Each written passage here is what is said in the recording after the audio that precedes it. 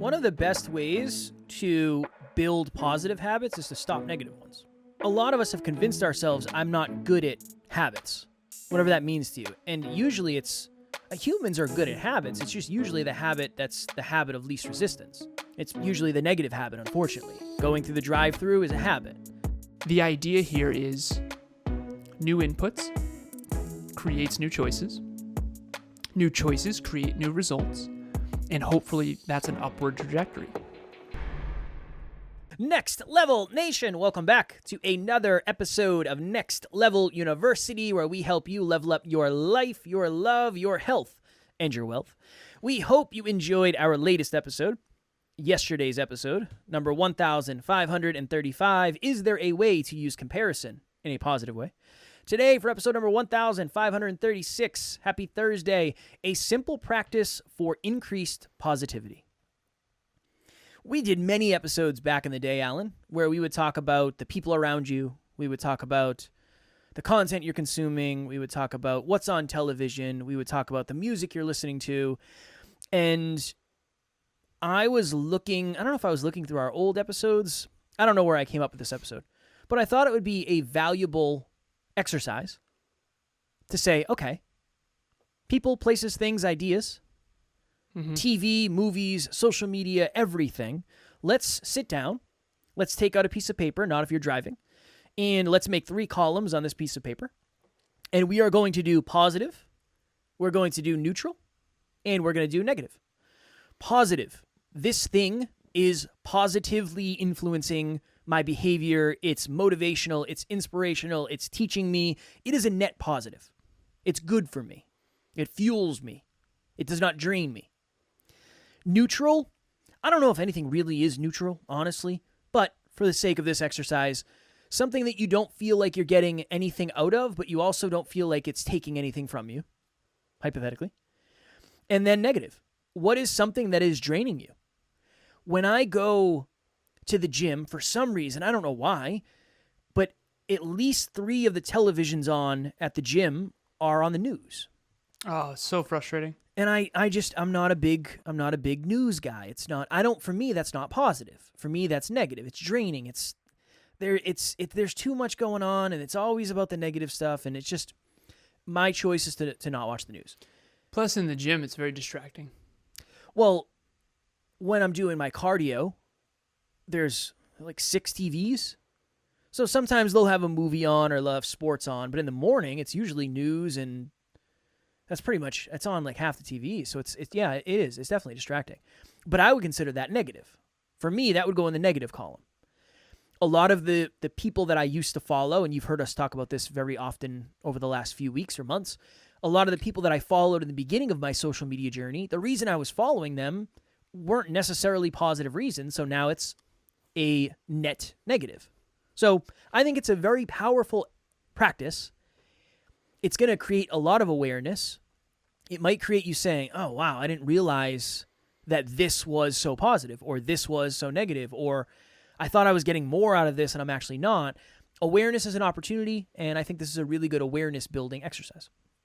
All right, so every couple years, I think I kind of do this almost every year, actually. So I can't congruently say for sure that I do this every year, but I would say this is a rolling theme in my life where I'll go back. I told Kevin this. I went back through my entire Facebook. So I was trying to find, I'm actually writing a blog right now. Ironically, I guess not ironically, but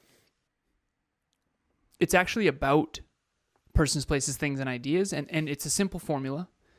It's called the Formula for Immediate Life Change. And it's a simple new inputs equals new choices equals new results. And you're talking about the inputs right now. Persons, places, things, and ideas. And so I'm actually writing a blog. It's blog number 14. How to Change Your Life Immediately is the name of it. It's not out yet. I will let you know in coming episodes when it's out.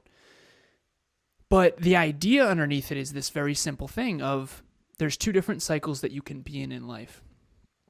You can have better inputs, which create better choices, which create better results, which then often lead to even better inputs. That's the upward spiral of success, so to speak. Or you can have worse inputs, lead to worse choices, lead to worse results, which then makes you feel bad, which makes you crave even lower vibe inputs, even worse inputs. So Kevin and I have grown over the years, and the last time we traveled, I think this was last year this time. I just remember it was cold, and we were up in Toronto, or maybe this was in Milwaukee. Either way, we tried to go back and watch Superbad. So Superbad is a movie that's a comedy that came out when Kevin and I were, I think it was 2007 or 2008. We had just graduated high school. We were transitioning from high school to either college or whatever. And the movie was hilarious to us back then. But that was because we didn't understand the vibe. We were just young guys. We didn't understand how low vibe that movie was. When we tried to watch it together, thinking it would be funny and a blast from the past, Kevin basically sat me down and said, listen, I don't think we can watch this movie anymore. I don't want to finish it. And I agreed 100%. And so the idea here is those old inputs might have made sense back then because we didn't understand. We didn't understand the effect of them. We didn't understand how toxic some of those jokes are. We didn't understand how womanizing a lot of that stuff was. And we've just outgrown it. So what happens is you grow, and you outgrow certain persons, places, things, and ideas. And I think when it comes to things, aka movies, it's simple to go, okay, we've outgrown Superbad. That's fair. No problem. No big deal. But it's way harder to say, ooh, have I outgrown one of my best friends? Or have I outgrown my family? Or how have I outgrown XYZ? So when it comes to people, I think that's the hardest thing. Of course. And the idea here is new inputs creates new choices. New choices create new results.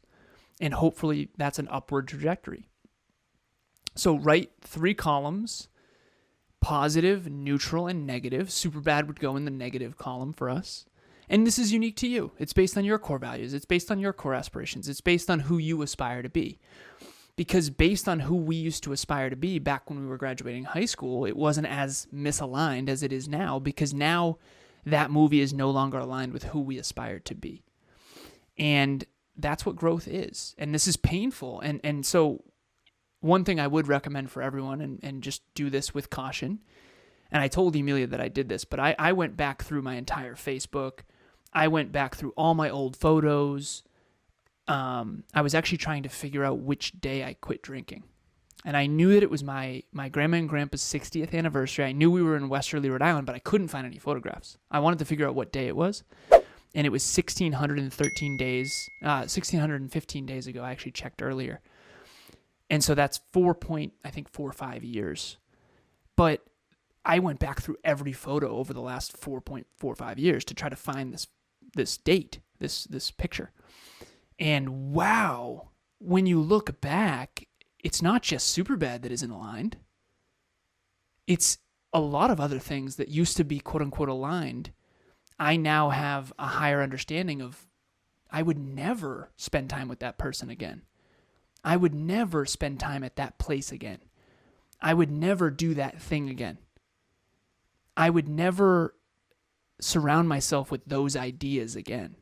And that's what growth is. And so growing pains, we have done many episodes about. And I think that if you were to do that exercise and go back and make these 3 lists, I think it might be painful, but that's also where all the opportunity lives. And I would definitely say you and I are trending on to be on the higher end of this. So again, maybe you want to hang out and watch Superbad. We're not making that wrong for you. It's not that. It's just, that just isn't the vibe for me anymore. It's just, I feel dirty. A good frame that I try to have now is, would I be embarrassed to show Taryn? Yeah. That's a really good. That's been a good one for me, because I value her character at a very high level, and it's like, that would be pretty uncomfortable to watch that movie. Mm-hmm. Or I think of music. Music is something that used to matter. It does matter a lot to me, but a lot of stuff I used to listen to, there's no way. Well, you've outgrown it. Yeah, it doesn't matured. Yeah, it doesn't do the same for me as it did. This is another good thing, or another good frame maybe. Would you be proud it's easy to do it with a movie, but would you be proud to recommend it to someone else? Yeah. I recommended Oppenheimer to Alan, and I would say it's a heavy movie, but it's not negative. It's not a negative movie. There's a lot about history, and you learn about the human condition. I would say, all things considered, it's pretty a more positive experience. Mm-hmm. But there are certain movies that I would watch that I would never recommend to Alan because I know it's like, that's not going to land. Maybe it's super violent or whatever it may be, right? That's a really good thought. I enjoy violent movies. I don't know. It's the sicko in me. I like that kind of stuff. I don't think it's negative for me, but for somebody who doesn't enjoy violence or doesn't enjoy violent movies, that's probably negative. Mm-hmm. For me, I would say it's either neutral or positive. Or maybe I'm just kidding myself into thinking that. I don't know. Maybe that's another layer of conversation, but I do watch humans fight every weekend. So I would say a movie about violence is probably not nearly as potentially triggering to me as maybe someone else. But the whole point, the whole goal of this episode is awareness. Maybe you've never done this, or maybe you did this 5 years ago. Maybe you did this 10 years ago.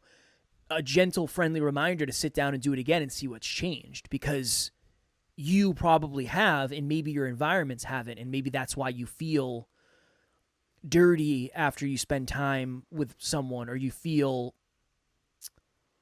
invigorated when you spend time around someone else. At least getting to the awareness level of why that is can be painful. To Alan's point, growth can be painful, can be triggering, but I do believe you'll be better off having the truth at least. Hey everyone, I'm Helen Baker from Melbourne, Australia. I'm an entrepreneur and a client of Alan's from Next Level University. I've had many business coaches in the past, and I can honestly say that Alan is seriously next level. He has this unique ability to help you find a solution to your business problems. I can be vulnerable with Alan, I can share anything and feel comfortable in his presence. I feel empowered to do incredible things. So if you're looking for a business coach, I highly recommend Alan, because he will be instrumental in achieving your success. One of the reasons, Kev, I love film, and I think this is, again, another good example, is that a lot of times what happens is a character goes on a journey where they become more virtuous. And I think that we're all on that journey, right? I mean, even in Superbad, for example, if you've ever seen the movie, by the end, the friends kind of realized that they were full of it. They realized they were womanizing. They grow. They grow. Yeah. And every character in every film that's deeply meaningful, usually the hero, I wouldn't say every film, horror films are a little different, but like, I like the films where the character grows through challenges to become a more wholesome, more virtuous man or woman. And I believe that that's what the journey we're all on. And so, but it's all unique to us. I mean, if you like rap music, hardcore rap, where there's slurs and stuff, then that's your choice. I think the only thing that I would say is, are you doing and listening to and exposing yourself to higher vibe things? I think we all inherently know what vibe means. If you've ever heard someone say, oh, that person's vibrating really high right now. Yeah, we think of high energy, but we also think of high vibe as virtuous. And so picture someone who's drunk all the time, doing drugs all the time, who's, surrounding themselves with toxic people in toxic places. And I've been there, definitely. And then think of someone who is drinking deeply from great books, and who is exercising consistently, and who is hydrating their body and eating salads. All of us are in between those two extremes. All of us are constantly trying to grow, especially listeners of this show, into higher vibe, more incredible versions of ourselves. And so no one's perfect. And so obviously, I talk about how I've done drugs. I talk about how I had an alcohol problem. I'm not perfect by any means. But what I can say is that looking back at my old photographs, it is alarming what I used to surround myself with. But of course I'm going to feel that way because my standards have increased. And that's growth. And so you either look at your past and go, wow, I used to be so great, and maybe you've digressed. Or you look at your past and go, oh my God, that's my bad. And so I've shared this publicly, and I have no problem sharing this. I think in the past I've been very emotionally immature. I didn't know that I was, because you don't know what you don't know. And I think ironically too, if I'm admitting that, I don't think I was any less emotionally mature than other men. I just think, in hindsight, obviously I'm going to feel that way. So it all depends on your goals. It all depends on your standards for yourself. And what I will say is that when you do this exercise, I did this years and years and years ago, and I put all my positive habits in a column, and I put all my neutral habits in a column, and I put all my negative habits in a column, all of them. And it was pretty intense. And I used to do this with my fitness clients as well. And I remember a year and a half later, I looked back at the list, and there wasn't any, I didn't do anything in the negative column anymore. It was wild. It was like, oh, I changed like 17 habits. Whoa, that's crazy. And most of what I do on a day-to-day basis now, I never used to do those things. Obviously, I still shower, I still brush my teeth, like there's those ones, but I don't drink anymore. I don't ever do any drugs. I don't watch low vibe movies. There's so many things that I've just eliminated, and my life has gotten so much better because of it. And so it's up to you. And don't get me wrong, I still eat Swedish fish. I still love pizza. Like there's still certain things that I've chosen not to get rid of, and they're more neutral or negative. But I think the key is to just be honest with yourself, and hopefully it's trending in the right direction. One of the best ways to build positive habits is to stop negative ones. I say that on podcasts all the time. A lot of us have convinced ourselves I'm not good at habits, whatever that means to you. And usually humans are good at habits. It's just usually the habit that's the habit of least resistance. It's usually the negative habit, unfortunately. Going through the drive-thru is a habit. Getting what did I used to love? I used to love sausage, egg, and cheese McGriddles. Oh my God, are you kidding me? Man. Maybe the best with a hash brown. You were the one who introduced me to those. I'm sorry. I never had a McGriddle before K. Palmieri. My sincere apologies. No, it was awesome. Because there's no going back from that. But that's a habit of hitting the drive-thru, a habit of getting that certain thing. To your point, if you went through, this would be my next level nugget. If you went through and said, okay, positive, neutral, negative. If you only worked on eliminating the negative ones, you'd be better off. Mm-hmm. Even if that was your focus for the next 6 months of, all right, you know what? I have 15 things on here, 15 inputs. Let me try to eliminate 5 of those, or let me try to invest less time, energy, effort, focus into 5 of these. I'm willing to bet by the relationship of doing that, your neutral and positive are going to increase. And your life is going to increase. That's my next. It's going to create so much space. And when you eliminate persons, places, things, and ideas that are toxic, and I think that's where you start, right? The word toxic, we all kind of know. Ooh. And if someone came up or something came up, you know the answer. We all know. All of us have done toxic things. Definitely. We've all, I was actually talking on the phone earlier today with someone I coach, and she was talking about how for 2024, she doesn't want to drink anymore. And I said, alcohol is blank. And she said, poison. And I said, boom, you're going to be higher vibe. It's great. Now, I used to drink for years. I'm not judging you. I get it. I'm just saying that if you want to be the highest vibe version of yourself, you're not going to poison yourself regularly. And I do personally regret poisoning my brain and body. So at the end of the day, this is not a guilt or shame thing. No one else gets to tell you how to live your life, and I don't think they should.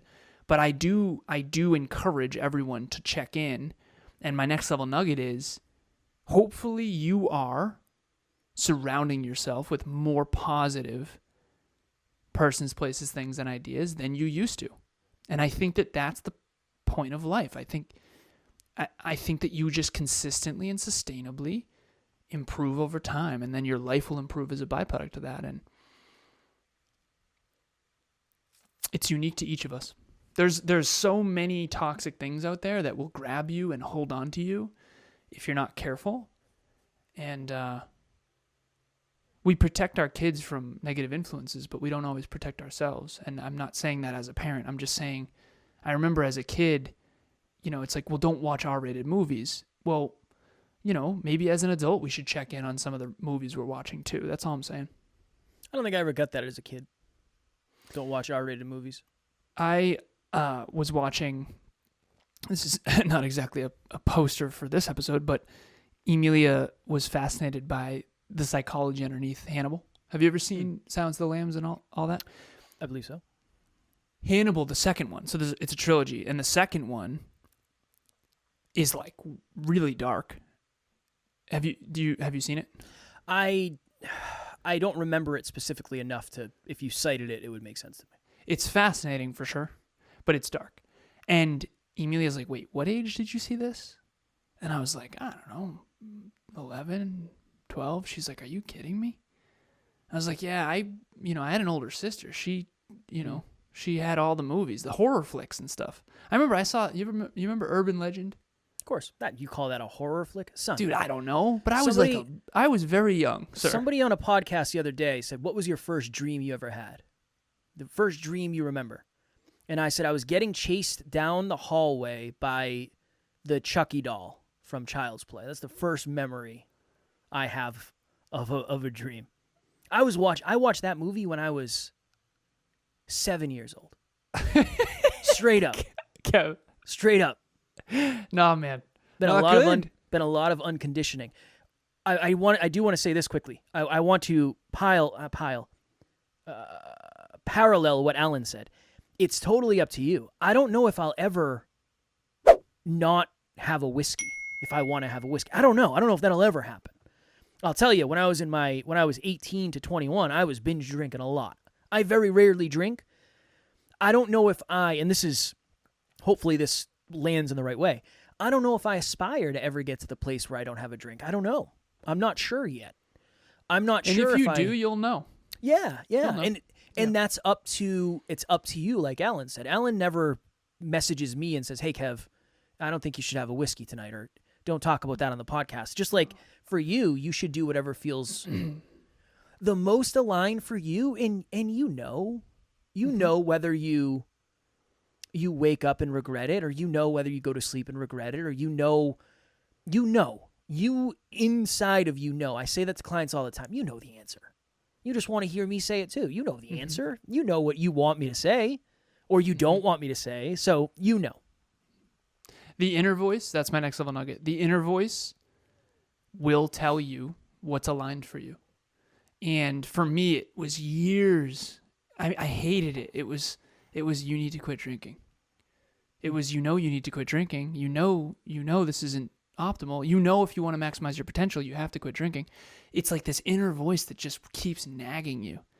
And if you want peace of mind, I honestly believe that's the only way to get it, is align with your highest self. And your highest self is telling you what to do and what not to do. I'm telling you, and we're all toxic to ourselves when we don't align with our highest self. So take that for what it is. I could probably do a whole other episode on that, but that's my next level nugget, is listen to that inner voice that tells you what you should and shouldn't do, because at the end of the day, the whole world is going to try to tell you how to be. And that's everyone just projecting what they think you should do onto you. And the people that are the wisest, I think, don't do that. I think they say, what do you think you should do? And then they kind of guide you along the way. That's what I try to do, although sometimes I'm like definitely projecting. If your inner voice is telling you to get around more positive people, please join our private Facebook group, Next Level Nation. There is something going on in there every day, whether it's a positive post or a funny post or an inspirational post or whatever it is. And it's a great opportunity to be around like-minded people like you. As always, link will be in the show notes. We would love to have you there. We had a listener reach out and say thank you so much via email to Kevin and myself. She emailed Kevin at Next Level Universe and Alan at Next Level Universe, and she also already locked her spot for Group 13. If you would also like to lock your spot for Group 13, just email me, Alan at nextleveluniverse.com. You can copy Kevin if you'd like, Kevin at nextleveluniverse.com. Say, hey, I want in on Group 13. I can send you the first invoice. It comes to $97. That would lock your spot because we don't have the landing page done yet. We will soon. But if you want to kickstart 2024 off right, January 2nd at 6 p.m. Eastern Standard Time, bi-weekly from there. There's also bi-weekly connection calls with the assistant coach, Amy. It's a very, very, very, very, very well-polished program at this point. We are almost through with our 12th group, and we've been improving this thing ever since it started. And I was just talking to my executive admin earlier, Jerry Ann, and she was actually a part of Group 3. And it was wild to talk about Group 3, Tribe of Abundance. So it's been a hell of a journey, and we hope that you join us. Tomorrow, for episode number 1537, detach from the outcome and what that actually means. I've heard that many, many times. I've been told that many times from mentors and read it in books, and I never really understood what it meant. And truthfully, I still might not fully understand what it means, but we are going to have an open conversation about that. And hopefully you can take some lessons away. So that is what we're going to talk about tomorrow. As always, we love you. We appreciate you. Grateful for each and every one of you. And at NLU, we do not have fans. We have family. We will talk to you all tomorrow. Sail away from toxic. Next Level Nation.